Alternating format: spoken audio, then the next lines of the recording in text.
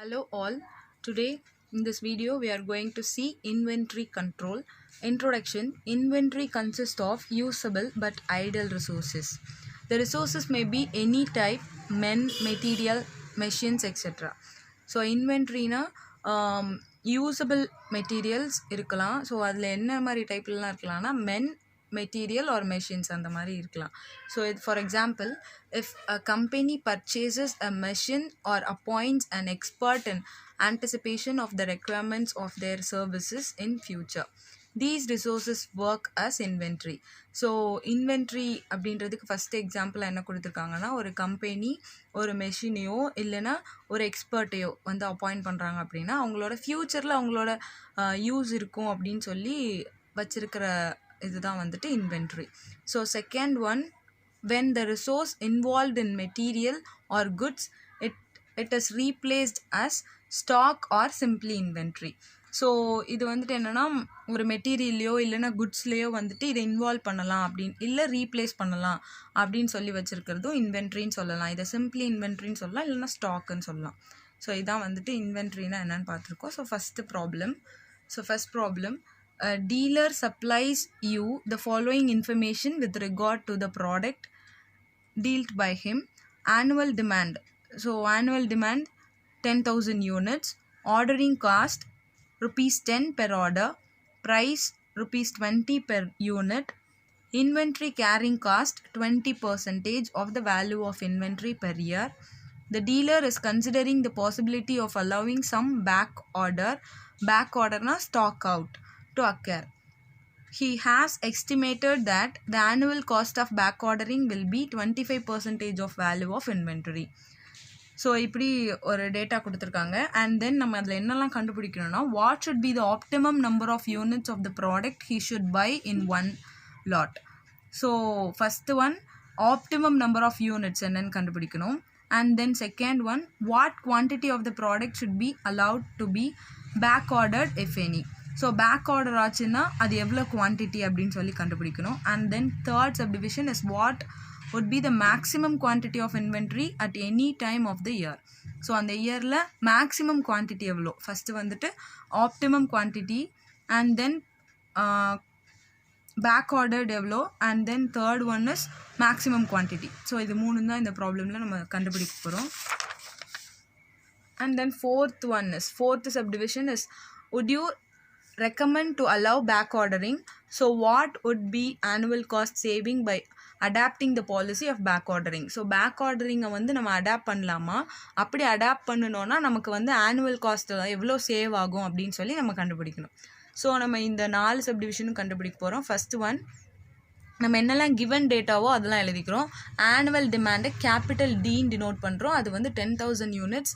It's given in the problem. And ordering cost சிஎஸ்ன்னு denote பண்ணுறோம். இது rupees 10 per order. And price is சின்னு denote பண்ணுறோம். is 20 per unit, rupees 20 per unit. Inventory carrying cost is I is equal to 20%. இது எல்லாமே given data. C1 is equal to I into C, inventory carrying cost into cost. So is equal to 20 by 100 into 20. Inventory carrying cost 20%, 20 by 100 into 20. So நமக்கு வந்து C1 ஓட value rupees 4 per unit per year.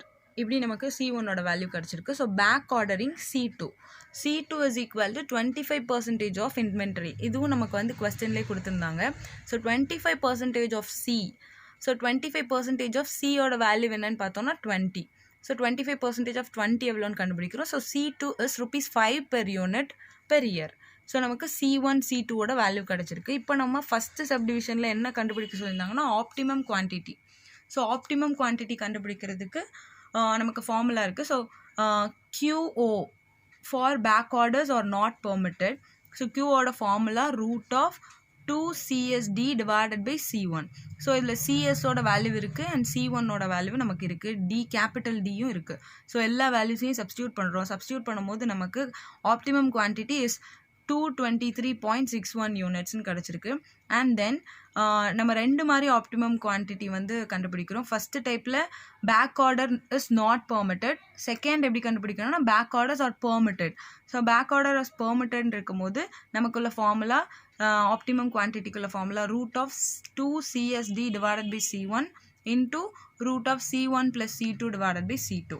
So இதில் C1 C2 வேல்யூவை நம்ம already fine பண்ணியிருக்கோம். So அது எல்லாத்தையுமே substitute பண்ணி ஆப்டிமம் குவான்டிட்டியோட வேல்யூ 300 யூனிட்ஸ் அப்படின்னு கண்டுபிடிச்சிருக்கோம்.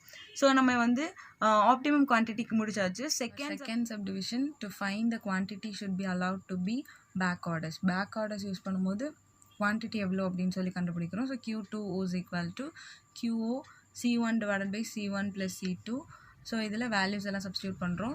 Qக்கு ஆல்ரெடி வேல்யூ இருக்குது 300, C1ஓட வேல்யூ 4 அண்ட் C2ஓட வேல்யூ 5. ஸோ இதெல்லாம் சப்ஸ்டியூட் பண்ணியிருக்கோம். ஸோ நமக்கு Q2ஓட வேல்யூ வந்து 133.33 கிடச்சிருக்கு. So then our third subdivision to find the maximum quantity of inventory at any time of the year. So maximum quantity எவ்வளோன்னு கண்டுபிடிக்கணும். So maximum inventory level is equal to QO minus Q2O. So இதில் Qவோட value already இருக்குது 300 minus Q2O இப்போ தான் கண்டுபிடிச்சோம் 133.33. So இதை subtract பண்ணும்போது 166.6ன்னு இருக்குது. ஸோ அதை 167 யூனிட்ஸ்னு எழுதியிருக்கோம். இதுதான் மேக்ஸிமம் இன்வென்ட்ரி.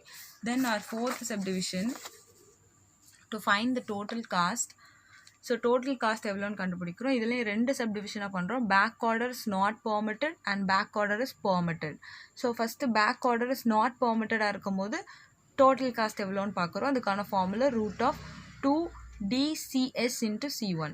ஸோ இதுக்கு வேல்யூஸ் எல்லாமே நமக்கு இருக்குது. ஸோ அந்த வேல்யூ எல்லாம் சப்ஸ்டியூட் பண்ணி டோட்டல் காஸ்ட் எவ்வளோன்னு கண்டுபிடிச்சிருக்கோம். அது ₹894.43 கிடச்சிருக்கு. Second subdivision back order is not permitted. So நம்மளோட formula root of 2DCSC1 into root of C2 divided by C1 plus C2. So இந்த வேல்யூஸ் எல்லாம் சப்ஸ்டியூட் பண்ணும்போது நமக்கு டோட்டல் காஸ்ட் இஸ் ₹666.67 கிடச்சிருக்கு. ஸோ நமக்கு வந்துட்டு பேக் ஆர்டரை பெர்மிட்டடாக இருக்கும் போது டோட்டல் காஸ்ட் வந்து கம்மியாக இருக்குது. ஸோ நம்ம வந்து 4th சப்டிவிஷன்லேயே கேட்டிருந்தாங்க பேக் ஆர்டர் யூஸ் பண்ணும்போது டோட்டல் காஸ்ட்டில் நமக்கு எவ்வளோ சேவிங்னு. ஸோ அதை கண்டுபிடிக்க இந்த dealer should accept the proposal of back ordering. ஏன்னா அக்செப்ட் பண்ணும்போது தான் நமக்கு வந்து டோட்டல் காஸ்ட்டோட லெவல் வந்து குறைஞ்சிருக்கு அமௌண்ட்டு. ஸோ எவ்வளோ டிஃப்ரென்ஸ் இருக்குன்னா 227.76 is the annual cost saving by adapting the policy of back ordering. So 227.76 வந்து நம்மளோட savings of adopting the policy of back ordering அப்படின்னு ப்ரூவ் பண்ணியிருக்கோம். தேங்க்யூ.